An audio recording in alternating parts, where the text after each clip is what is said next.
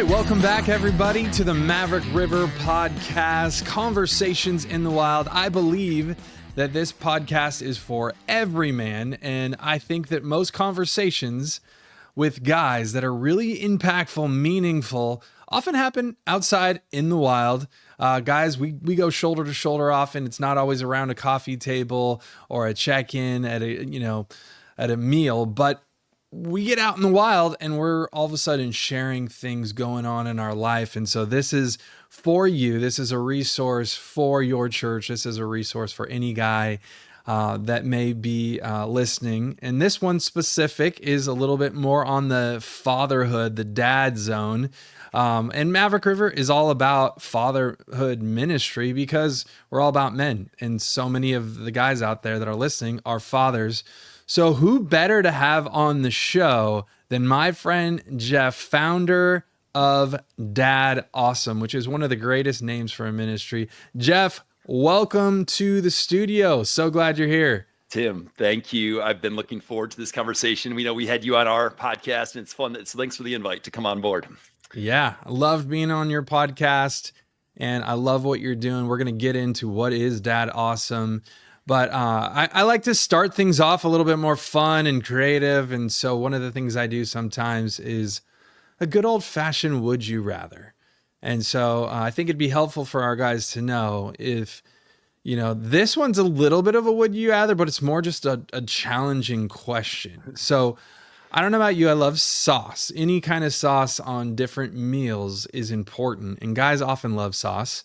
And so if you could only have one sauce on any meal every meal for the rest of your life, you have to pick one sauce, being ranch dressing, ketchup, soy sauce, mustard, horseradish, barbecue, and there's a million types, Cholula, Tapatio. What sauce would you choose? Only one. So my inner elf wants to say maple syrup right now, just to be ridiculous. I've been trying to get a sponsorship from Chick-fil-A forever. So Here we go. Chick-fil-A sauce. I have to throw that just for the self-serving to get them. No, my wife makes a knockoff of Chick-fil-A sauce. It's a little more tangy, but it's in the same vein as Chick-fil-A sauce. I would put that on. I'll eat a sandwich, a hot dog, a cheeseburger, chicken nugget. I will. Her sauce, so it doesn't even have a name yet. So it's needs just a name. Mom the Dad Awesome sauce. Mom Awesome sauce. Yeah, Mom Awesome. That's so good. I love Chick-fil-A sauce. Love Chick-fil-A. Yeah, they got it right. So I'm sure one day, hopefully, I'll get to try this sauce. The Mom come visit. Awesome. We'll make it happen. Amazing. Yeah, we will. So I'd love for you to share a little bit about your faith journey and back into the, how Dad Awesome came to be. Yeah, glad to. I'm grateful to have been raised in a home where my parents were serving the Lord, and grew up in northern Illinois. At the age of 10, jumped to northern Wisconsin, little town in northern Wisconsin. And then for college, jumped over to Minnesota. So I'm a Midwest mutt. So Illinois, Wisconsin, Minnesota, the three states. But who's your NFL team? Sorry to interrupt. So here's the story. You're not the first person to ask this. I have never been to an NFL game before. And I've said, one of my friends someday will take me to an NFL game, and I'll give the rest of my life to serving and supporting and cheering for that team. But until I get the invite, I'm 43 years old, never been to an NFL game. So I'm not cheering for any team. I'm not a Packer fan, not Bears, Vikings. I am waiting for an invite to someone out there is going to bring me to a game. Okay. Well, somehow someone's listening. Yeah, maybe you fly you out to California for a Rams or Chargers game. Hey, if we got a chaplain or someone with season tickets listening that wants to make the offer, I'm all ears. So that's fun.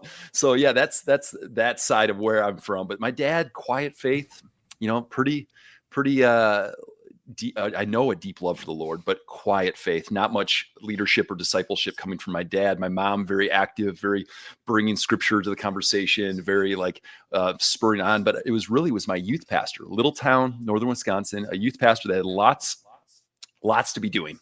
And he took time to teach me a few chords, the three chords you need to know on a guitar to lead worship. And that youth pastor, 7th grade year, just empowered me into a leadership role in our youth ministry. It was a combined junior high, senior high, tiny little church. And that was a significant, like, I'm a part of the kingdom of God, the leadership expression. The local church is better because I'm a part of it versus a place where I'm a consumer. And that actually did catalyze some of my hunger for the Lord. I was nervous to be leading worship. So I was on my knees praying, God, help me. And it was partially self-serving, not to screw up, to look silly, but partially it was just like, I want to lead. I want to point people to you. So that led all the way into college. It was a big part of leadership spheres that I was in, was worship leading. And that was hand in hand with discipleship and finding people like my youth pastor that would pour in. And hunger for the Lord just kept growing. But it was early age that I followed the Lord, but it was a long process of really becoming my own, the fire stoking a little stronger. And that kind of brought me into college years. I don't know how much you want in the backstory, but that's kind of faith story backdrop.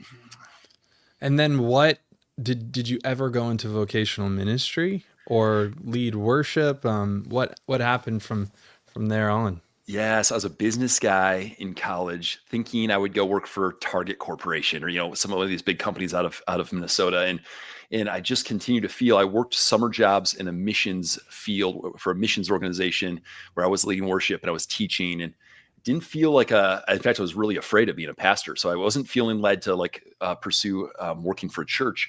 But this missions organization, it caught my heart. I felt like I could give the rest of my life to serving, helping teenagers experience Jesus while serving with their hands and their hearts and going out of their comfort zones. And so, after college, as a business guy, got on working for a team. The organization was called Youth Works, doing short-term domestic-based mission trips, and served there for about a decade. And then the thing that I said I'll never do, I'll never be a pastor. I said this so many times. I loved serving in the local church, always leading, serving, driving the truck and trailer, loading the chairs in and out, leading worship, doing this or that. Always men's ministry was always a side of what I was leading. But there's a circumstance right as I became a dad. My daughter was born, and just about a month earlier, I lost my job. And our lead pastor said, I think this is the time. I want to have you come on board. And several prayer retreats later of going off to a cabin in the woods, I'm like, yes, I think this is a yes. And God was so good, because all those fears and all that, saying I'll never do it. It was a beautiful season of 7 years of vocational as campus pastor, groups pastor, turned into children's ministry role, which that's actually what catapulted into a heart for dads, was serving in kids ministry. But that's kind of the chapter: business, pastoring, and then now it's been 7 years of Dad Awesome. 7 years. So 7 years of Dad Awesome. 7 years before that, you were working for this church. And what state was that? That was in Minnesota. Yeah. Okay. Because I know you're not in Minnesota anymore. That's true. and I do actually want to talk about this adventure as a family you went on, where there's a trailer involved. So let's jump in. Dad Awesome happens. First child, you become a dad. Yeah. What's the jump off point from vocational ministry to launching Dad Awesome? Yeah, I was asked to serve in kids ministry after never volunteering one moment in my life in kids ministry. That was the one sphere that I never served in the church. And some tragic circumstances led to our kids pastor needed to go on break. And so this team, 400 to 500 kids coming to kids ministry, and they tapped me to say, hey, why don't you go lead that team? And I was like, no way. And then I was like, yes, with my whole heart. And I grew to love that area of ministry. I think kids pastors are incredible, and they're the heroes who are just helping these little kids, their eyes shine with love for the Lord, and they can equip parents as well, which we were doing at that point. Our church was doing nothing to help the dads. There was some mom resourcing, but our church and all the churches I knew didn't have anything to resource the dads. And I saw these dads dropping off their kids every Sunday in and out of the hallways of our kids ministry. And a friend asked me, how do you stay so intentional about being a dad? He observed I had 2 girls at the time, 2 daughters. And my response to him was a pause. Because when I started thinking about podcasts I listened to, books I've read, small groups I've been a part of, conferences, coaching, mentorship, none of those spheres was I actually being intentional. I actually was I was enjoying being a dad, but wasn't desiring growth in that area. So that led to the first podcast, an experiment, led to getting permission from our lead pastor to launch this kind of side passion project. And then that was for several years, just a passion project, mornings, evenings, weekends. But it served our church. And we found that there's resourcing of dads through a podcast, through small group curriculum. There's resources, but half the dads in our church had no interest. They actually opted out because they were like, I don't see myself as an awesome dad. I see myself as stumbling and struggling.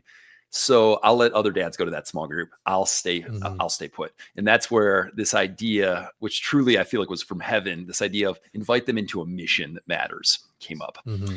And the mission was a campaign to invite men to do hard things on behalf of kids that don't have a dad. And we called it Fathers for the Fatherless. And we did 100-mile bike ride. So we were like, well, what should we do? I'd never biked more than 40 miles in my life. And we said, what if we invite some guys in, bike 100 miles, raise some money for a partner organization that directly serves the fatherless? And that crazy idea led to 30 events over 6 years, 1,000 men, $1 million raised for partners. And that took our family around the country 3 laps in an RV. It wasn't a trailer. It was a Class A. God brought us the biggest, cheapest Class A RV. And we spent awesome. 550 nights as a family in the RV traveling. And I did one event. I flew away from my little girls and led an event. And it just was like, this is wrong. Like, this is not right. If I get to lead a fatherhood ministry, I'm not going to fly away from my little girls, leave them fatherless for a long weekend while I help dads. If I can bring them with, let's try it. And the board was supportive. And that's where we launched out of the church to do it full time. So when we hit the road, we just saw, man, it's growing. We're doing 7, 8, 9 events per year. And we just celebrated that $1 million threshold about 6 months ago. So that's amazing. So those are still happening, that part of the ministry. So it's really twofold. It's the podcast, which is equipping, resourcing, great conversations, like inspiring dads, and then the bike rides. Is it those 2 things? So it's 3 things, but you're really close. Okay. You're really close. So it is awareness. So we call it, Dad Awesome. And then of course we have to use the A alliteration, right? So awareness level is the podcast, in their ears while they're mowing the lawn or washing dishes and serving their families. They're listening and being inspired to be awesome dads.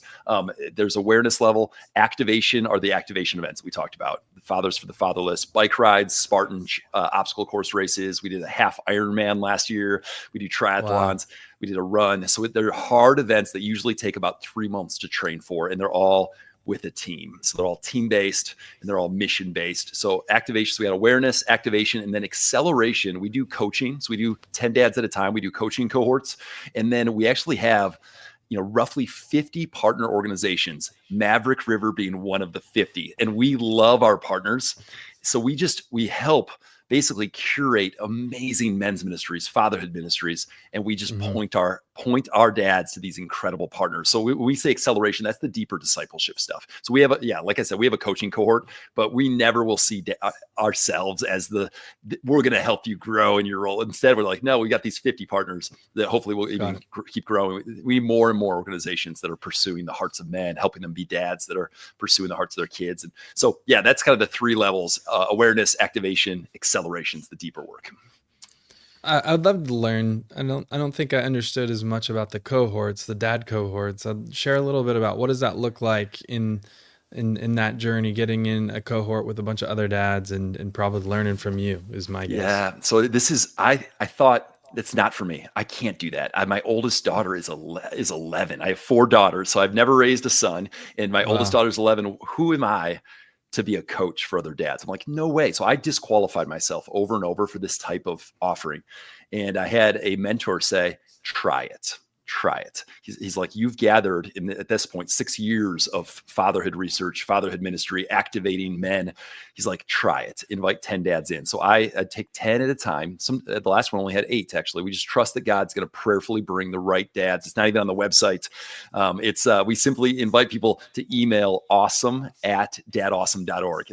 We set up a generic email, and then that pings them back all the info. So just send an email to awesome@dadawesome.org, and you'll get all the info on the coaching cohorts. But it is truly the favorite thing that I do. We do it over Zoom. It's only 6 weeks long. It's a sprint, and the guys join me for an hour a week, and then I deploy them 3 to 4 hours of homework every week. So it's basically a calibration of, this is a deep dive into the 6 core themes that we've landed on. These we just think these are the 6 core findings. If I've been making discoveries for 7 years of Dad Awesome, these are the 6. If you can press into these 6 areas, it'll change you as a dad. It'll change your family and your legacy. So that's what we do. It's 6 weeks long.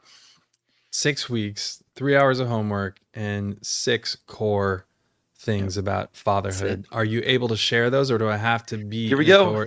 You don't have to unpack them. I would love to hear these 6. Everything we do at Dad Awesome is open-handed. In fact, I've even told people, I'm like, if I find out there's some group or ministry called Dad Awesome or Fathers for the Fatherless, we trademarked those things. Then I kind of laughed at myself. I was like, I would be thrilled to hear someone was ripping us off. So if someone takes these 6 themes and develops a course or content, I'd be so pumped. I love when things that we do are stolen, because more dads, right, need it. So the 6 things are: story is the first week. And it's like, you're a part of a bigger story. As soon as we start seeing the current chapter as that's it, we will feel depressed. We'll be discouraged. Like, we have to see ourselves in a bigger story of this narrative of what God's doing in us, with our grandparents, our dad, ourselves as a kid. We get this privilege in this chapter to live into this bigger story and think about our grandkids versus just get locked into the frustrations with a 3-year-old. So that's story. The next one is identity. Be a loved son of God before you try to show up as a loving dad to your kids. It's all the lies that try to mess up our identity. Like, if we live in our true identity, it changes everything. The 3rd week is intentionality. All the facets. Show me your time. Show me your treasure. Show me, like we do an audit on our intentionality. 4th week is freedom. If we don't experience healing and walk in freedom, then we set off a grenade for our kids, and the shrapnel will bring pain that we could never imagine. Like, if we don't actually experience freedom, if we're trying to just keep things held back or hidden. So we talk about freedom. And then the 5th week is wonder. And it's like, man, it's like, this is a gift. This is a delight. I get to be your dad. This is a treasured role. It's my favorite role. So wonder, it's wonder seeps into all the areas. They all seep into each other. But the last one's leadership.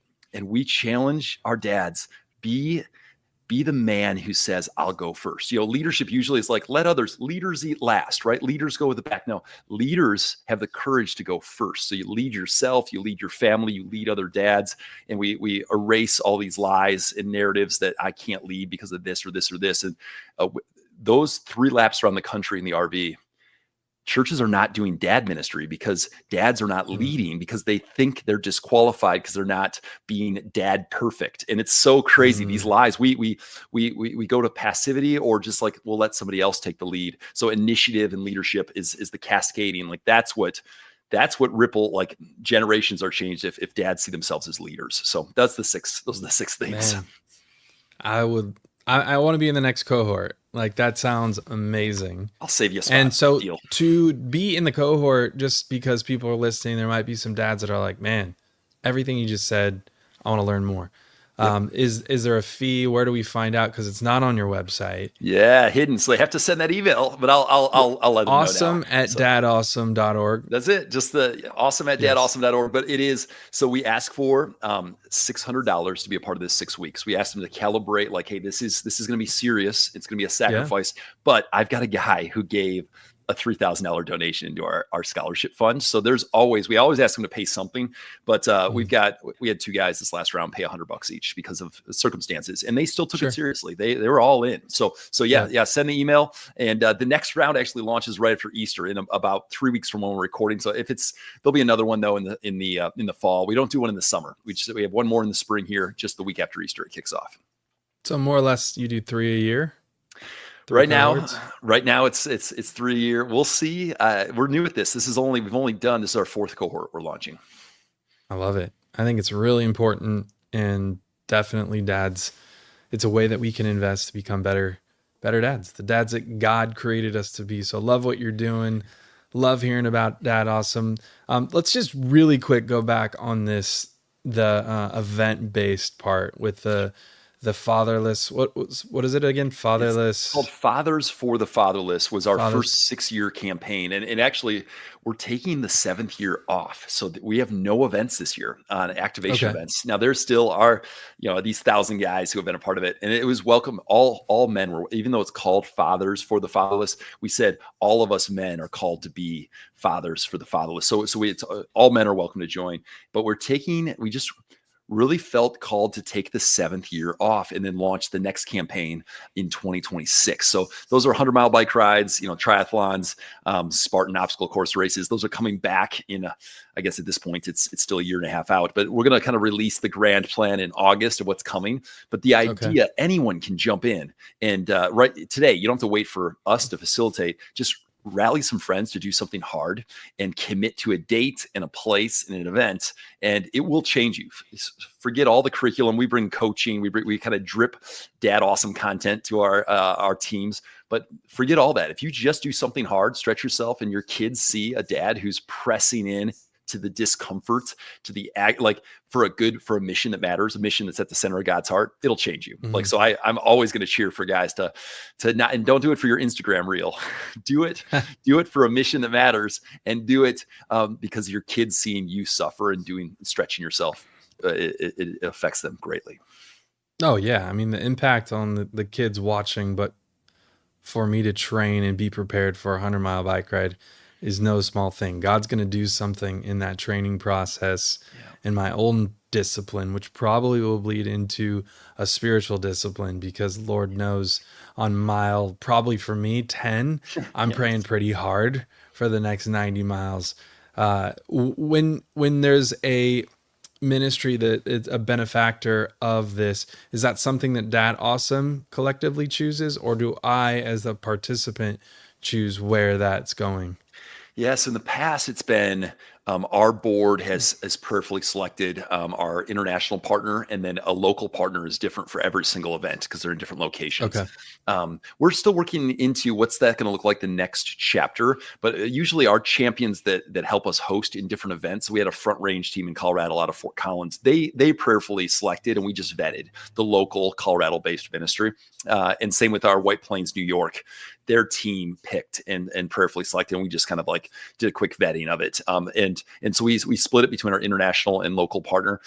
Part of that is shifting as we launch our next chapter. But yeah, those of you who are listening that are connected with amazing ministries that either directly serve the fatherless or that are doing ministry to help dads be awesome dads, which there are some phenomenal. Those are the 2 areas that we really prayerfully want to be funding. So. Love it. So because you're in this world, 7 years, you just mentioned the fatherless. I know some of the data, but not necessarily everyone listening.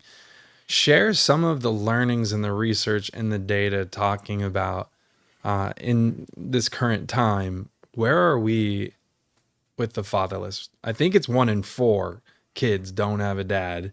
But Yeah. what's some of the stuff that you've learned in this era where and the importance of fatherhood?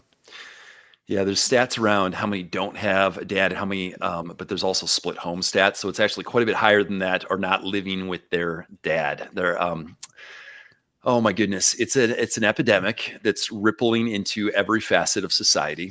Sure. The United States is dead last. 130 developed nations around the world were the worst for fatherlessness. So here we are, Mm, Christian nation, like the dead last as far as kids growing up without a dad, and it's affecting our no doubt. prisons. It's affecting drug use. It's affecting teen pregnancy. It's affecting. So I won't like hit the specifics on each one, but we know this. We all know this. Like God Mhm. designed kids to experience the love of a father, and it not to be distant, not to be desired, but to be realized, and a father who's in their life. And then there's the dads. We talk about dad absent, dad awful, dad angry, dad average, dad annoyed, dad, like all the DAs, right? And Mm, and we none of us are perfect. Everyone who's pursuing being dad awesome is the next thing they know, they're dad annoyed with their kids, right?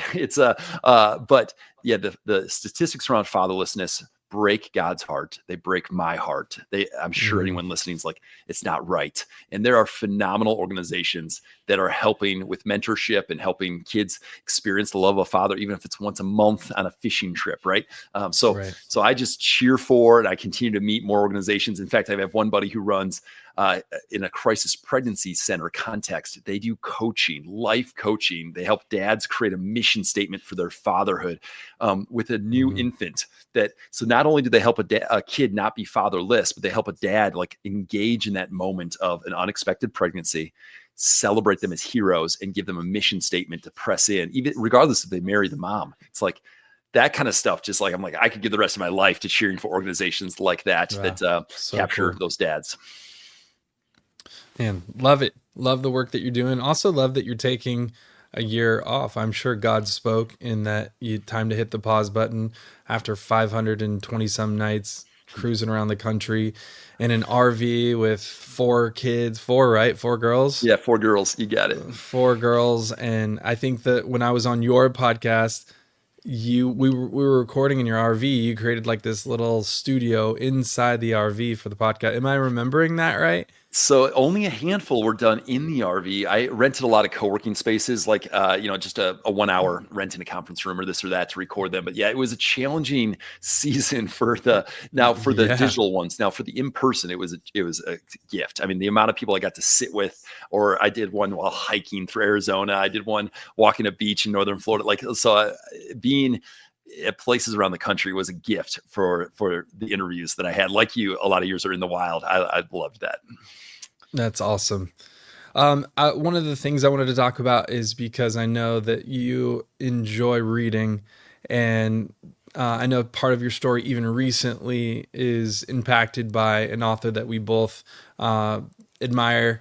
And so what are some of the best books that have, or most important books that have impacted your life and story? Oh my goodness. That's a huge question. And I'm looking at, so this is my bookshelf right next to me. Reading has become a gift that I'm so thankful for, that I used to be so like, it's not me. It's not me. I don't enjoy it. It's not me. So part of it has audiobooks have helped engage me in certain topics more than I still love a physical going analog and reading a book. It's so good. The author, so Brennan Manning in the book Ruthless Trust, he passed away like 15 years ago. This book rocked me in so many ways I won't have time to explain here, but just like it shattered some of my thinking around what trust actually looks like, and how as a dad, as a man, as a son of God, I can live into trusting him. And that intersected with our RV trip, because I read it twice during the RV trip.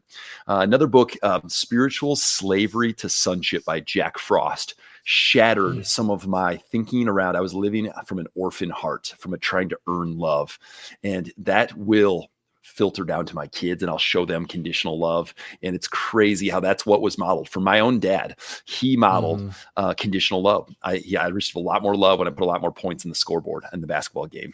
And so those are 2 books. But the author that you referenced introduced us. I'm pretty sure he made the direct connection. Yes, Mark Batterson intersected with both of our stories, and the deep work of loving, the work for men, for dads, cheering us both on. But the backstory on Mark Batterson, though, and his book, I mean, Draw the Circle is my favorite one, and it's the lesser known one, because The Circle Maker is his main one. But Draw the Circle is the 40-day prayer challenge, and 100%. I've been through it 4 or 5 times. It's like another lap, another 40-day challenge. Yeah. And my journals have so many like miracles documented from that book. So I'll always reference back to like Mark Batterson.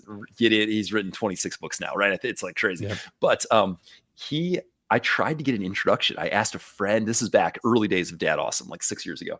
I asked a friend, would you introduce me? I know you know him. And the answer was no. It just wasn't the right time. And I always respect that if a friend's not going to make an intro. Sure. So I chose instead to pray for him. So I prayed for Pastor Mark Batterson, prayed for his family, and then I just filled out the inquiry form on his website, which doesn't work. It shouldn't work, right? But it was the perfect time. Him and his daughter, Summer, were releasing a children's book. And he's like, hey, dad audience, let's do it. So that led to him saying yes to one of our 100-mile bike rides, which led his son to flying in. So I got to ride. They did the Fathers for the Fatherless. Then the next year did it again. Fathers for the Fatherless rode again. And he's become a cheerleader. We cheer for dads, and he cheers for us as we cheer for dads. And the cheering has also, it's been more than cheering. It's been like incredible support. So I like sharing that story of just like people that feel far away, in unexpected, only God type ways has kind of added and lifted our mission to impact more dads. So I'm very grateful for him. Yeah, same. I mean, he's been incredible support and cheerleader, and we got to meet because he spoke at Mariners, and then friendship built out of that, and he connected us. And one of these times when the two of you do your father cohort ministry leaders, I meant to go. I was bummed to miss it, but I'll be on the next one for sure. And I got to hang with him last week, which was great for his writer's workshop. But yeah, Draw the Circle, like you, I've probably read it 4 or 5 times. That's my favorite for sure. Anybody listening, now would be a great time to do it too, because 40 days, I don't know, we're probably less than that towards Easter. But any 40 days where it just really helps you focus and circling specific prayers in your life. I'm looking at my bookshelf. Can't believe it, forgetting the name of it, but it opens with the Lion Chasers Manifesto. Do you know the book I'm talking about? Is it called Lion Chasers? No, it's called Chase the Lion. Chase the Lion. Because I know he had an early book on the same kind of in a pit with a lion on a snowy day or something like that. That's it. But Chase the Lion, the front cover alone, you can just Google Mark Batterson Lion Chasers Manifesto.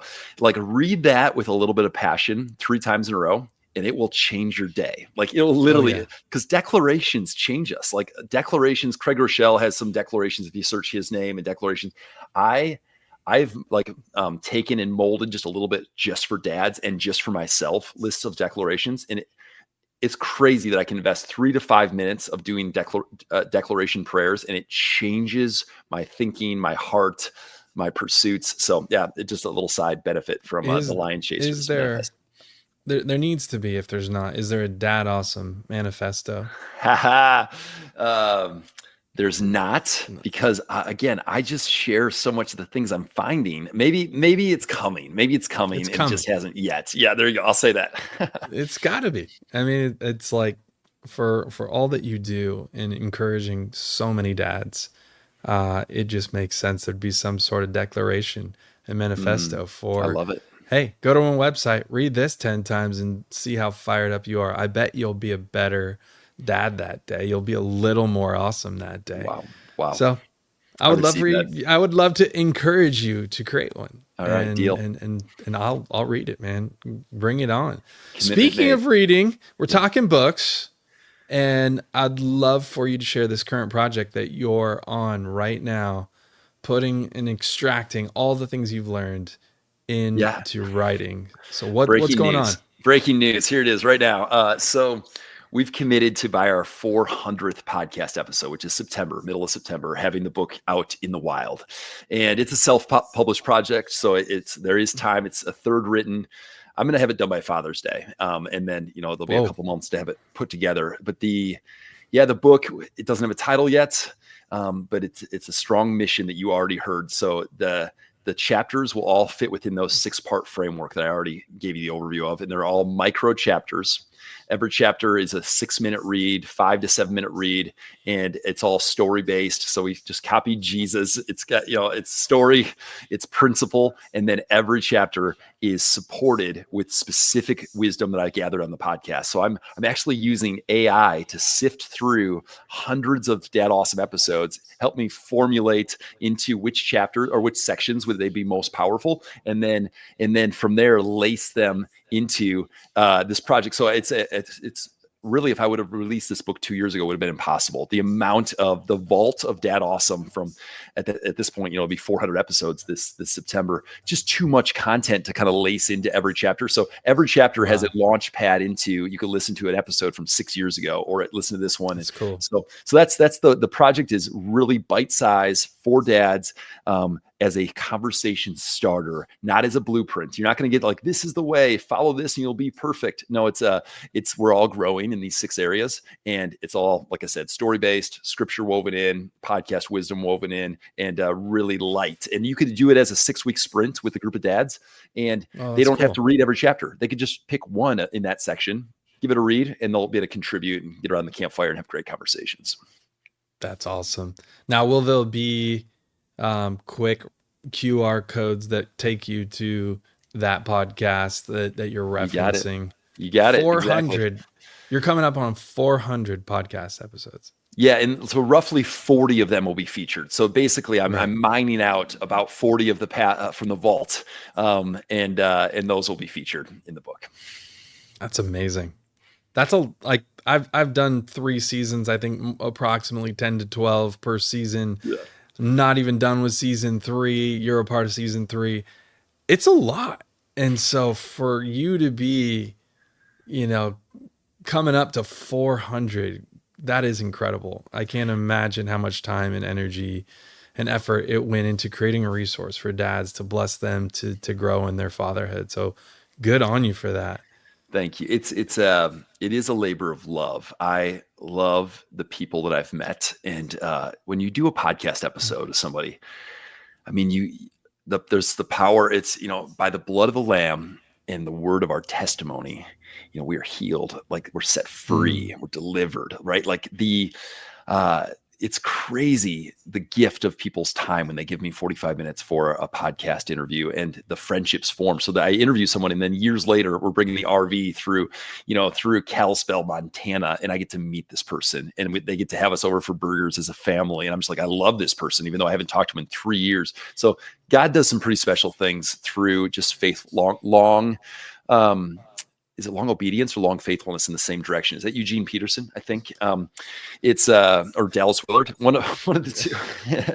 One of them. So I'm a golden retriever, though. The mission matters. I feel more and more fire, more and more passion for being a dad, and more and more. It's a gift. And I told my girls, this is the switch. You can flip it and hit the button, and that's the eject button. If Dad Awesome is not helping me be a dad who's pursuing your heart and who's being growing in the fruits of the Spirit and growing in connection, if it's not helping, let's hit the button and eject. And then so far, 7 years in, they have loved the mission. My 4 daughters, my wife, they love the mission, and they're grateful. My wife prayed for years that this would become a full-time job before it ever was. She was praying that it would. Wow. So pretty special.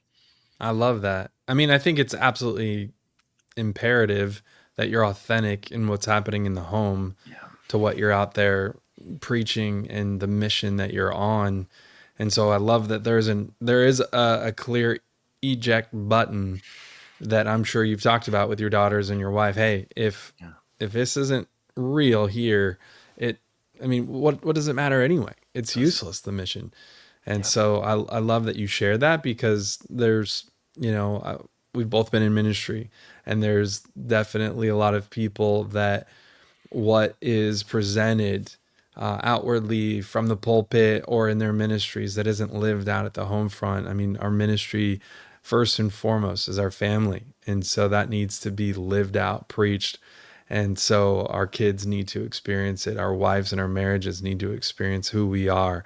And that shouldn't change. I love it. So way to go.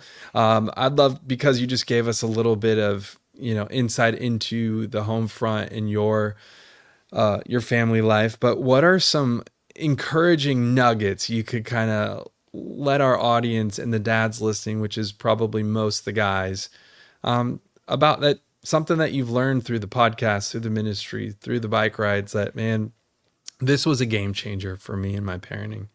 So what is that? Yeah, the theme that always bubbles to the top is to treasure this season, treasure this role. This goes back to wonder, that theme that I talked about, is like the dads who are in their 60s or 70s, they're in the grandpa phase, will look back and say, man, if I would have known than what I know now, I would have treasured the role more. I would have told my kids more often that I love being their dad. I would have calibrated some other areas of life that had more short-term reward. Like, it's amazing that all the spheres of life that, like working out or starting a business or this, have a little more short-term satisfaction, short-term reward. Am I winning or Right. am I losing?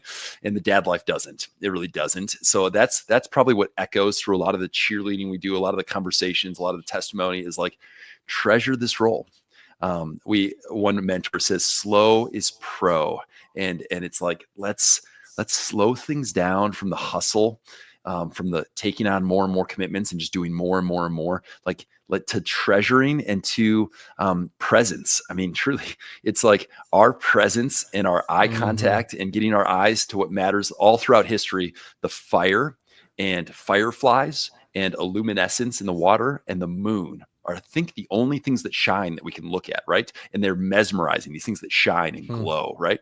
Now we have these devices, these screens that glow, and they're stealing so much of our joy and connection, and they're distracting us from what matters most. The shine, the Yes. other thing that glows is the eyes, and our Mhm. our kids' eyes shine.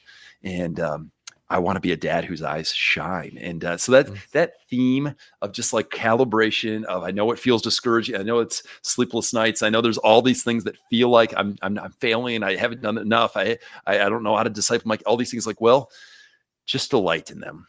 Just stay amazed by this opportunity that you have to be a dad. So I try to do less hacks, less dad hacks, and more, let's go upstream to who am I becoming?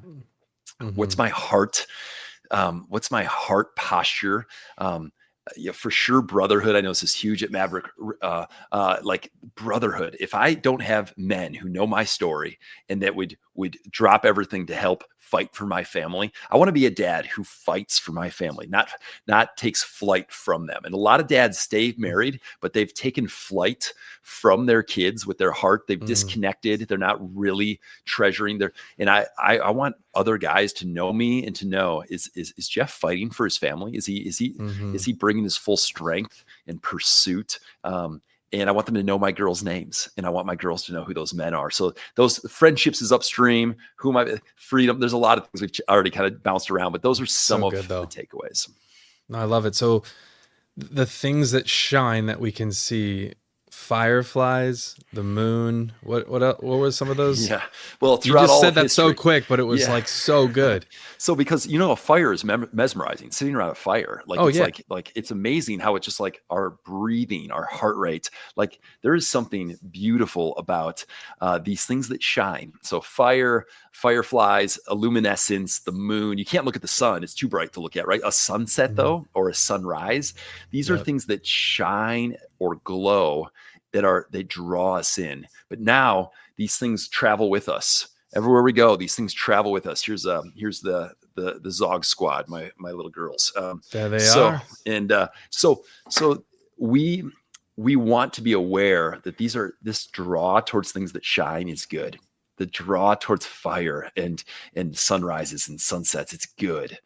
But the draw pulls us often towards screens and numbing or destruction, because there's things that glow on our phones and on our screens that will cause great harm to Yes. our kids. So I just want to be like a champion and a cheerleader for, instead, light a candle. So we do this exercise. You light a candle with each kid individually. And my girls are young and they get to light it. And then at the end, they get to blow it out. But while holding the candle, I'm going to bless them. I'm going to speak blessings over them. I'm going to tell them who they are. Mm. I'm going to draw out of them the vision God has for them. I'm going to remind them of the leadership that they carry, about the creativity that blossoms, about how much I tell them for just a minute, easy. And if you run out of things to say, ask AI, Chat GPT, for a list of 20 blessings that you could bless your 7-year-old son or seven. You can literally, it will Yes. give you, and scriptures to back them all up. It'll give you the blessings and the scriptures. And it's so like powerful and so simple, but the candle actually is a way that it captivates their attention. So they're not fidgeting when Yeah. I'm telling them all these things, and I'm seeing that shine off of their eyes. So that's like a little bonus idea for you. I love that. And so how often do you do this kind of affirmation, light a fire thing with your girls? So it was a cadence of weekly, and then this is the trick about leading a dad podcast is I gather so many ideas that I have this laboratory to try out. So No most of doubt. my my wife wishes I pick one curriculum and take my daughter through it over the course of the year. Take one curriculum, stick with it. And I'm like, but I'm gathering so many new ideas every single week. So often I'm the guy who loves to, again, laboratory, try things out, try this out, try this out. And my girls don't mind at all trying new things. So No. that's a good example of like, we were really in a great cadence, and now we're at maybe once a month, every other month, and it's still delightful. But it's just I've jumped to doing this exercise or that, or doing the daddy-daughter dates on. I bought my wife an e-bike for birthday and Christmas, and then I use it more than she does because it's a cargo e-bike. So my girl said it's like a date your daughter like.